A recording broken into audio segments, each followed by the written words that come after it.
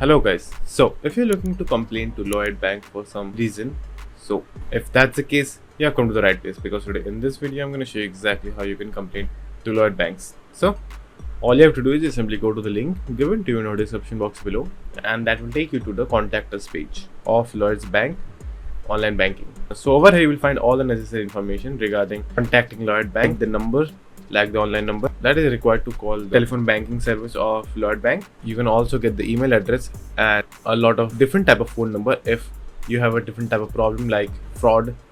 Like if you want to report fraud, over here you will have all the types of criteria for which type of fraud do you want to contact, online banking, debit card, credit card, etc. You also have the email address to contact the fraud management of Lloyd Bank. Again, if you scroll down over here in this page, you will find multiple types of numbers and contacting information to Lloyd Bank, like lost or stolen pin or just any general help you want from Lloyd Bank service. You will have all the numbers. So as you can see, you have multiple numbers over here. You will have more options down over here too.